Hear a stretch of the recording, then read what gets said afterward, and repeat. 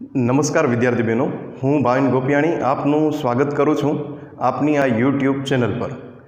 સૌપ્રથમ તો જે ફર્સ્ટ સેમની અંદર એડમિશન લીધું છે એને કોલેજ તરફથી વેલકમ, ખૂબ ખૂબ શુભેચ્છાઓ કે તમે અહીંથી સરસ મજાના 3 વર્ષ છે એ સારા એવા પસાર કરીને જશો। આજે આપણે સિલેબસની વાત કરશું કે જેમણે સેમ 1માં કોર સબ્જેક્ટ અર્થશાસ્ત્ર એટલે કે ઇકોનોમિક્સ જેણે રાખેલો છે અથવા તો મુખ્ય અર્થશાસ્ત્ર વિષયની જેણે પસંદગી કરેલી છે, તો તે સંપૂર્ણ જે પેપર 1 અને પેપર 2 છે અને એમની પેપર સ્ટાઇલ શું છે તેના વિશે આપણે અભ્યાસ કરશું।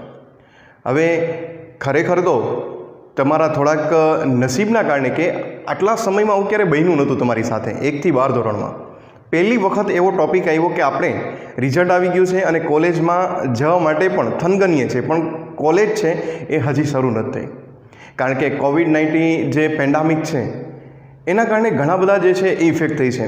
આપણે પણ અર્થશાસ્ત્રના વિદ્યાર્થીઓ છીએ હવે, એટલે અર્થશાસ્ત્રમાં આ વસ્તુ છે એ આવનારા સમયમાં આપણે ભણવાની જ છે। કોવિડ-19 પેન્ડામિક એમની ઇફેક્ટ શું છે ઇકોનોમીની અંદર એ પણ આપણે પણ જોવાનું છે। તમે પણ ઘરે બેઠા છો, અત્યારનો એવો સમય છે કે આપણી પાસે બીજું કંઈ જ વર્ક નથી, તો આ વર્કની સાથે કંઈક એવા મુદ્દાઓ પણ સાથે સાથે રાખીએ જે બજારની અંદર, જે ન્યૂઝપેપરની અંદર, જે મીડિયાની અંદર આવે છે તેને નોટ કરતા રહીએ।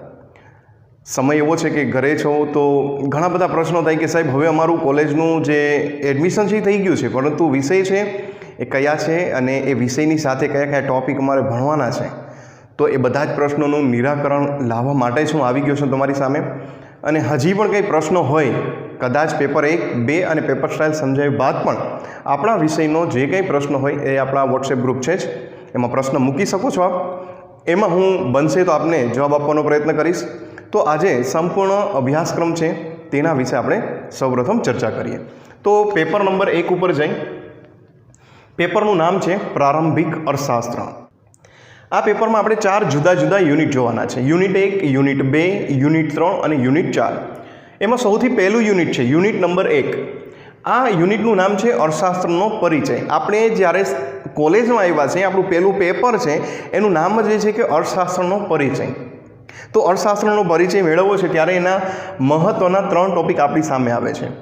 ટૉપિક 1 પહેલો છે 1.1, જેમાં અર્થશાસ્ત્રનું સ્વરૂપ, કાર્યક્ષેત્ર અને મહત્ત્વ આપેલું છે। બીજો પોઈન્ટ છે 1.2, જેમાં આર્થિક વિશ્લેષણની પદ્ધતિઓ જોવાની છે, જેમાં સ્થિર અર્થશાસ્ત્ર અને ગતિશીલ અર્થશાસ્ત્ર વિશે અભ્યાસ કરશું। અને બીજું છે એકમલક્ષી અર્થશાસ્ત્ર અને સમગ્રલક્ષી અર્થશાસ્ત્ર। તો આ 1.2માં આ પોઈન્ટ જોશું। 1.3ની અંદર અર્થશાસ્ત્રની વ્યાખ્યાઓ જોવાની છે, માર્શલ, એડમ સ્મિથ અને રોબિન્સન આ ત્રણેયની વ્યાખ્યા જોઈ અને તેનું મૂલ્યાંકન કરવાનું છે કે અર્થશાસ્ત્રમાં તેણે જે સિદ્ધાંતો આપ્યા છે એ કઈ રીતના કામ કરે છે। ત્યાર પછી છે યુનિટ નંબર 2। આ યુનિટમાં અર્થશાસ્ત્રના જે પાયાના ખ્યાલો છે તેના વિશે આપણે ચર્ચા કરવાની છે। હવે એ પાયાના ખ્યાલો કયા કયા છે, તો અહીંયા 3 મુદ્દાઓ આપણી સામે આવશે આમાં। પહેલું છે 2.1, આર્થિક અને બિન આર્થિક પ્રવૃત્તિઓ।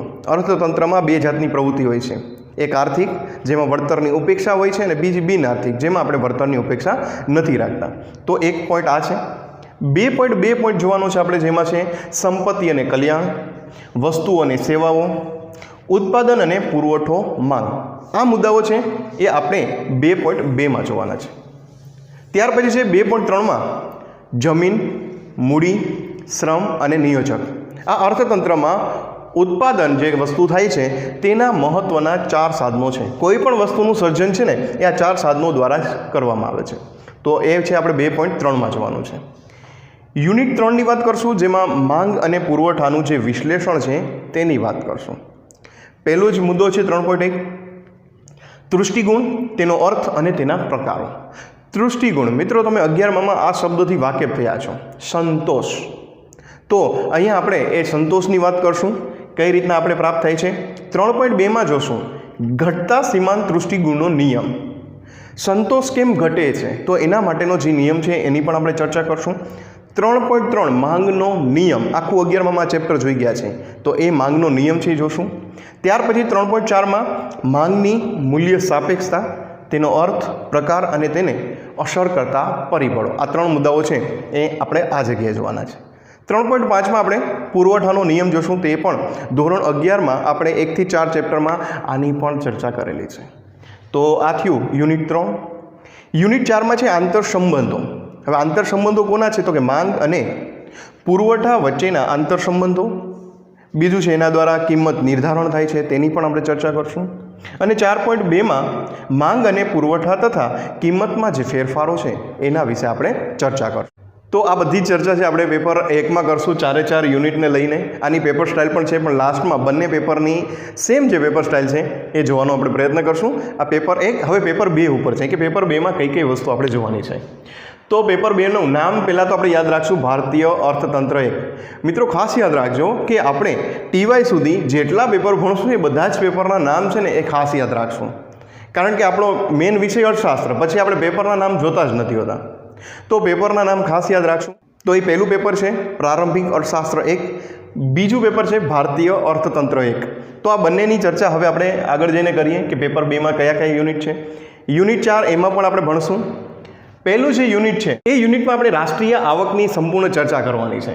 તો એમાં 1.1માં રાષ્ટ્રીય આવકનો અર્થ અને તેના ખ્યાલો છે એ વિશે પ્રાપ્ત કરશું માહિતી. 1.2માં રાષ્ટ્રીય આવક માપવાની જુદી જુદી પદ્ધતિઓ, 3 પદ્ધતિઓ છે રાષ્ટ્રીય આવકને માપવાની, એ ત્રણેય પદ્ધતિઓની ચર્ચા કરશું. 1.3માં આપણે માથાદીઠ આવકની વાત કરશું. દેશમાં કુલ જે રાષ્ટ્રીય આવક હોય એને છેદમાં આપણે વસ્તી મૂકીએ કુલ, તો આપણને શું મળે છે? વ્યક્તિગત માથાદીઠ આવક મળે છે. તો એના વિશે વાત કરશું. 1.4માં બહુ સરસ મજાનો મુદ્દો છે કે ભારતની રાષ્ટ્રીય આવક અને માથાદીઠ આવકના વલણો. ક્યાં પછી? તો કે આઝાદી પછી 1947 પછી આ બંનેમાં શું ફેરફારો થયા છે એ વલણો જોશું. 1.5માં વિકાસશીલ દેશ તરીકે ભારતીય અર્થતંત્રના લક્ષણો. ભારત દેશ એ વિકાસશીલ છે, તો એના કયા કયા છે એ લક્ષણો ધરાવે છે તેની ચર્ચા કરશું. આ સમગ્ર ચર્ચા છે એ યુનિટ 1માં આપણે કરશું. યુનિટ 2માં વાત કરશું ભારતમાં માનવ સંસાધન. તો ભારતમાં જે માનવ સંસાધન છે, જે વસ્તી છે, એ વસ્તીને લઈને આપણે ચર્ચા કરવાની છે. તો 2.1માં ભારતની વસ્તીના વલણો જોશું. 2.2માં ભારતમાં વસ્તી વૃદ્ધિના કારણો જોશું, કારણ કે અત્યારના ચીન પછી બીજા ક્રમ પર આવે છે ભારત દેશ. તો શું કામ આ વસ્તી વધે છે એની વાત કરશું. 2.3માં ભારત સરકારની વસ્તી નીતિ, 2000ની છેલ્લે વસ્તી નીતિ જે ઘડેલી છે એ વસ્તી નીતિ મુજબ કઈ રીતના ભારતીય જે વસ્તી નીતિનું આખું કામ કરતું માળખું છે તેના વિશે આપણે વાત કરશું. યુનિટ 3માં જશું આપણે ભારતીય અર્થતંત્રનું માળખું. તો આ વિશે આપણે ચર્ચા કરવાની છે કે ભારતીય અર્થતંત્રનું માળખું કેવું છે. તો એમાં 3.1માં આપણે જોશું કે આવક અને રોજગારીમાં કૃષિ, ઉદ્યોગ અને સેવા ક્ષેત્રની ભૂમિકા. આ ત્રણેય ક્ષેત્રની ભૂમિકા શું છે એના વિશે આપણે ચર્ચા કરશું. 3.2માં 1991ના આર્થિક સુધારાઓ છે એનું મૂલ્યાંકન કરશું. આઝાદી પછી આપણે ઘણા બધા સુધારાઓ આર્થિક બાબતમાં કર્યા, પરંતુ 1991નો જે આર્થિક સુધારો છે એ ખૂબ મહત્ત્વનો છે. ઘણા ખરા અંશે એના ફાયદા પણ છે અને નુકસાન પણ છે. એ મૂલ્યાંકનમાં વાત કરશું ત્યારે એ બંને પહેલું લઈ અને એની ચર્ચા કરશું. એમાં આપણે 3 મુદ્દા જોવાના છે: ઉદારીકરણ, ખાનગીકરણ અને વૈશ્વિકીકરણ. આ ત્રણેય ટોપિક છે એ અહીંયા ચર્ચા કરવાની આપણે રહેશે. ત્યારબાદ છે યુનિટ 4 ભારતીય કૃષિ. ભારત છે એ ખેતી પ્રધાન દેશ છે, તો આપણે આખો એક યુનિટ છે એનું પણ ભણશું. ખેતી પ્રધાન દેશ છે એ શું કામ છે, એની પાછળના પરિબળો કયા છે, આવી વસ્તુની વાત કરશું. તો 4.1માં સૌ પ્રથમ જ મુદ્દો છે કે ભારતમાં કૃષિ અને તેનું મહત્ત્વ. શું કામ મહત્ત્વ છે, તો એ પહેલો જ પોઈન્ટ હશે. બીજો પોઈન્ટ છે ભારતમાં નીચી ખેત ઉત્પાદકતાના કારણો. ભારતની જે ખેત ઉત્પાદકતા છે એ નીચી છે, આની પાછળના જે વ્યાજબી કારણો છે એની પણ આપણે ચર્ચા કરશું. 4.3માં હરિયાળી ક્રાંતિ અને ટેકનોલોજી. હરિયાળી ક્રાંતિ એટલે શું? Green revolution. આની ચર્ચા પણ આપણે કરવાની છે. અગાઉ તમે ધોરણ 9થી સમાજમાં ક્યાંક ને ક્યાંક કરો છો. 11-12માં અર્થશાસ્ત્રની સાથે બીજા કોઈ શાસ્ત્રમાં પણ આપણે હરિયાળી ક્રાંતિ એવો શબ્દ સાંભળેલો છે, તો તે વસ્તુની પણ ચર્ચા કરવાની છે. 4.4 હરિયાળી ક્રાંતિનો અર્થ અને તેની વ્યાખ્યા પણ આપશું. 4.5માં ભારતમાં હરિયાળી ક્રાંતિના જે નિર્ધારક પરિબળો છે તેના વિશે વાત કરશું. અને 4.6 જે ટોપિક છે એમાં ભારતમાં હરિયાળી ક્રાંતિનું મૂલ્યાંકન કરશું. તો મિત્રો પેપર 2 આપણું કંઈક આ ટાઈપનું ભારતીય અર્થતંત્ર છે, અને પેપર 1 પ્રારંભિક અર્થશાસ્ત્ર છે એ આ ટાઈપનું આપણે ચર્ચા કરવાની છે. તો પેપર 1 અને 2નો સંપૂર્ણ અભ્યાસક્રમ હવે તમારી પાસે આવી ગયો છે. મેં લગભગ ટોપિકની જે ચર્ચા કરાવી ને એ તમે ધોરણ 11 અને ધોરણ 12 અર્થશાસ્ત્રનું પાઠ્યપુસ્તક ક્યાંક ઓપન કરો તો તમને આવે. અને તમારી પાસે કદાચ ફિઝિકલ પુસ્તક ન તમને જોતું હોય તો પાઠ્યપુસ્તક મંડળમાં પણ છે, અને કદાચ વધારે વિશેષ જરૂર હોય તો હું ગ્રુપમાં પણ મૂકીશ, એટલે તમે ડાઉનલોડ પણ કરી અને આ પેપરને રીડ કરી શકો. અને હા, તમારી પાસે જો ફિઝિકલ હાથમાં જ બુક હોય તો એ તો ગ્રેટ રહેશે, કારણ કે એમાંથી તમે સારું એવું વાંચન કરી શકશો. એ સિવાય આપણા બંને 1 અને 2 પેપર છે એ PDF ફાઇલમાં છે જ, હું બનશે તો ઝડપથી જ તમને મૂકી દઈશ ગ્રુપમાં, જેથી કરી અને આપણે આવનારા જે કંઈ ટૉપિકની ચર્ચા કરીએ તો તમારી પાસે એનું મટીરિયલ સામે હોય તો તમને મજા આવશે. તો બંનેની એની ઝેરોક્ષ નિકાળી લેજો, એટલે બંને પેપર અને 1-2 આપણી પાસે આવી જશે. તમે જે અર્થશાસ્ત્ર વિષયની પસંદગી કરી છે એ બદલ આપને ખૂબ ખૂબ અભિનંદન. આપણે 3 વર્ષ સુધીનો સારો એવો મેળાપ લઈને આગળ જશું. COVID-19 પેન્ડામિક છે એટલે થોડોક સમય આપણે ઘરે રહી અને ઘરેથી જ અભ્યાસ કરવાનો અને સારો એવો અભ્યાસ કરવાનો જે છે એ પ્રયત્ન કરશું, સફળ પ્રયત્ન કરશું. ભલે તમે અને અમે કોલેજ અને ઘર વચ્ચે ઘણું બધું અંતર છે, પરંતુ આ જે ઓનલાઈન માધ્યમ છે એના કારણે જે ડિસ્ટન્સ છે એ ઘણું બધું ઘટી ગયેલું છે. તો બધા જ લેક્ચરને તમે રોજબરોજ જ્યારે પણ મુકાય ત્યારે ખાસ રીડ કરજો, જેથી કરી જેમ અભ્યાસક્રમની માહિતી મળી તેમ બીજા ટૉપિકની પણ માહિતી રહે. હવે આપણે છેલ્લા ટૉપિકની વાત કરશું કે આખી પેપર સ્ટાઇલ, તમારો જે પેપરનું માળખું છે એ કયા પ્રકારનું છે, તો તેની પણ માહિતી છે આપણે આજે લઈ લઈએ. તો જે પેપર સ્ટાઇલ છે એની વાત કરશું મિત્રો, પેપર 1 અને પેપર 2ની. તો બંનેની પેપર સ્ટાઇલ કંઈક આ પ્રકારની તમારી સામે આવશે. હવે પેપર સ્ટાઇલ મુજબ જોઈએ કે કુલ ગુણ આપણા હંમેશા પેપરમાં 100 ગુણનું જ હોય પેપર. હવે 100માં ડિવાઈડ છે. 70 ગુણ છે એ લેખિત છે, આપણે જે ફિઝિકલ પરીક્ષા આપવાની છે, પ્રશ્નો લખવાના છે, અને 30 ગુણ છે એ આંતરિક ગુણ છે, કોલેજ તરફથી પ્રોફેસરો તરફથી તમને મૂકવામાં આવે છે.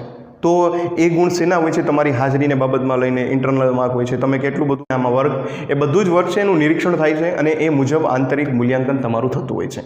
તો મેન તો આપણે 70 ગુણ તરફ જ આગળ વધવાનો પ્રયાસ કરવાનો છે, કારણ કે પેપર 1 અને પેપર 2 તરફ જે આપણે સિલેબસ જોયો એ મુજબ જ એના પ્રશ્નો જોવાના છે. તો અહીંયા જોઈ શકો છો આપણે હવે 5 જ પ્રશ્નો ટોટલ પૂછાશે, અને 5 પ્રશ્નો છે એ સૌથી 4 પ્રશ્નો યુનિટ 1, 2 અને 3 ને 4 બંને પેપરમાં 4 યુનિટ જોયા એ મુજબ જ 4 પ્રશ્નો હશે. ચારેયના ગુણ છે એ 14 ગુણ જ હશે, અને દરેક યુનિટમાં તમને ઓપ્શનમાં પણ પ્રશ્ન છે એ પૂછાઈ શકે છે, એટલે તમને એકના બદલામાં બીજો તમે લખી શકો છો. તો સરળતાથી બીજા પોઈન્ટ છે એને તમે કઈ રીતના શીખો છો અને ઢાળો છો, એટલે દરેક યુનિટમાં તમને એવો ઓપ્શન પણ મળે છે. પ્રશ્ન 5 છે એ શોર્ટ નોટ છે, 7 ગુણની જે છે એ 2 શોર્ટ નોટ પૂછાશે. એના ટોટલ 14 ગુણ હશે ને 4માંથી કોઈ પણ યુનિટમાં હશે. બનશે તો અગાઉના જે પેપર છે એ પણ એકવાર આપણે આખા વિડિયોલાઇઝ કરાવશું, જેથી કરી અને તમને પેપરના કેવા પ્રશ્નો હોય છે તેનાથી પણ વાકેફ થાવ. તો મિત્રો, આજથી આપણું શરૂઆત પણ થઈ ગઈ છે. તો ઝડપથી અભ્યાસક્રમ છે એ પૂરેપૂરો રીડ કરી એક બુક્સની અંદર નોટ કરી લેજો, જેથી કરી અને જેમ જેમ સમય જાય એમ બધા જ મુદ્દાઓ આપણે ક્લિયર કરવાનો પ્રયત્ન કરશું. અને મેં આગળ પણ તમને કીધું કે કદાચ તમને કંઈ પ્રશ્ન હોય તો પ્રશ્ન જરૂરથી વોટ્સએપ ગ્રુપ છે આપણા, એમાં પૂછજો. પણ પ્રશ્ન છે એ વ્યાજબી કારણવાળો હોવો જોઈએ, કે કોઈ અભ્યાસક્રમને લગતો જ હોવો જોઈએ અથવા પેપર સ્ટાઇલને લગતો કંઈ હોય તો એનો જવાબ આપવાનો હું જરૂરથી આપને પ્રયત્ન કરીશ. તો ફરી પાછા જ હવે આપણે એક નવા જ યુનિટમાં જશું અને નવા ટૉપિક સાથે જ ચર્ચા કરશું. તો ત્યાં સુધી જય હિન્દ, જય ભારત.